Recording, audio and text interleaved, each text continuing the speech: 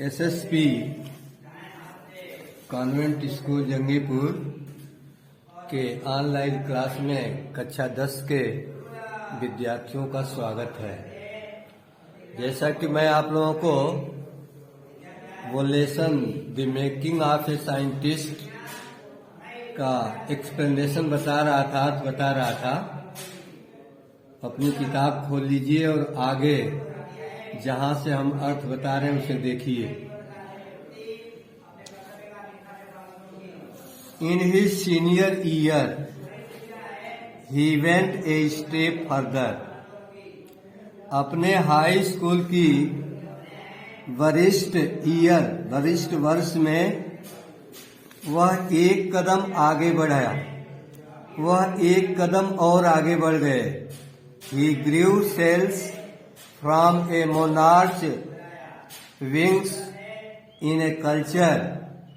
वह मोनार्च तितलियों के पंख से कोशिका उगाए and showed that the cells would divide, और दिखाया कि कोशिकाएं विभाजित होती हैं and develop into normal butterfly wings scale only if they were fed the hormone from the gold spots। और वे एक साधारण तितली के पंख के रूप में विकसित हो जाती हैं। उन्होंने दिखाया कि कोशिकाएं विभाजित होती हैं और विभाजित होकर तितलियों के पंखों से कोशिका पैदा करती हैं, कोशिकाओं को उगाती हैं एंड केवल only if they were fed the hormone from the gold spot. ये केवल तभी होता है जब उनके सुनहरे धब्बों से तितलियां हार्मोन पाती हैं।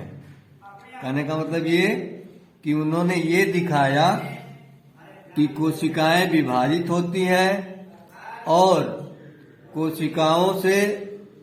जब कोशिकाएं सुनहरे धब्बों से हार्मोन पाती हैं तो तितलियों के पंखों के रूप में विकसित हो जाती हैं।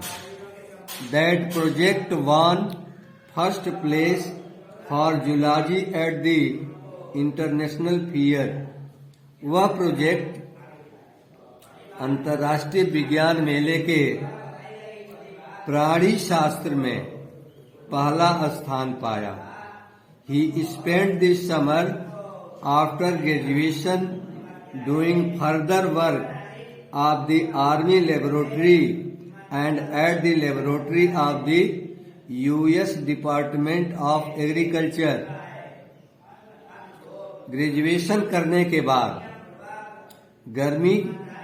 वह सेना की प्रयोगशाला के काम में और अमेरिका के कृषि विभाग के प्रयोगशाला में काम करने में बिताए।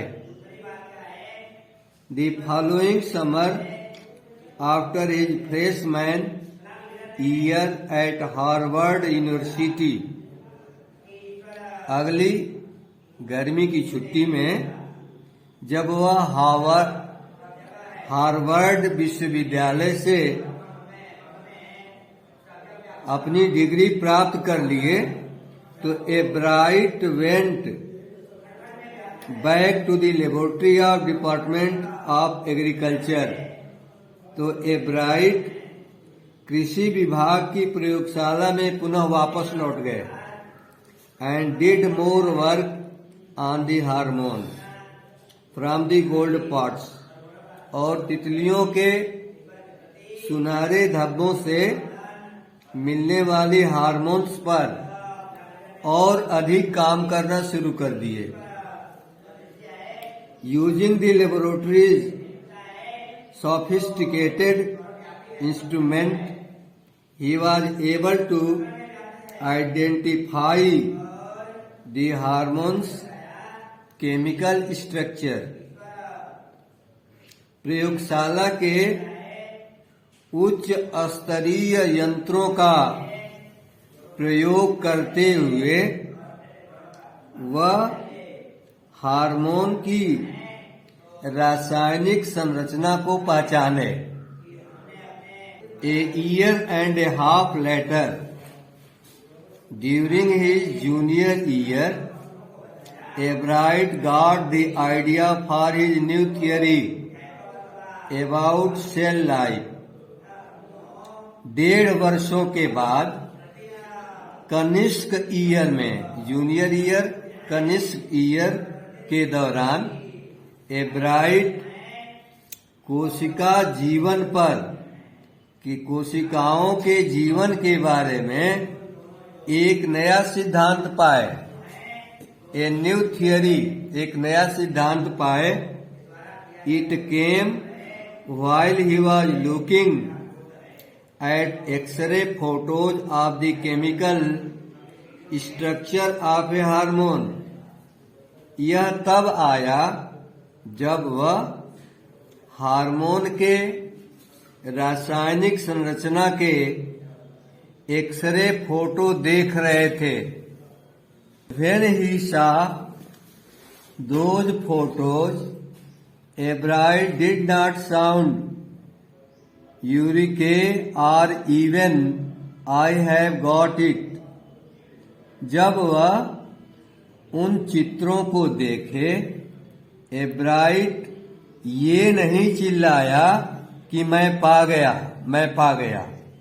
But he believed that along with findings about insect hormones, बल्कि वह विश्वास करता था कि कीट हार्मोनों के बारे में उपलब्धियों के साथ साथ, कीट हार्मोन्स की उपलब्धियों के साथ साथ the photos gave him the answer to the one of biology's puzzles.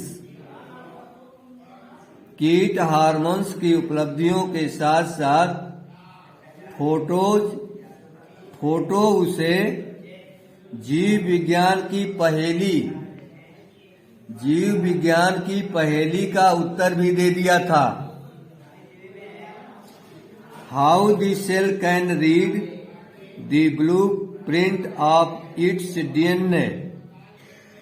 कोशिका अपने डीएनए के रूपरेखा को कैसे पढ़ती है, कैसे अध्ययन करती है। DNA is the substance in the nucleus of a cell that controls heredity. DNA पदार्थ के नाभि में, पदार्थ के मध्य में होता है।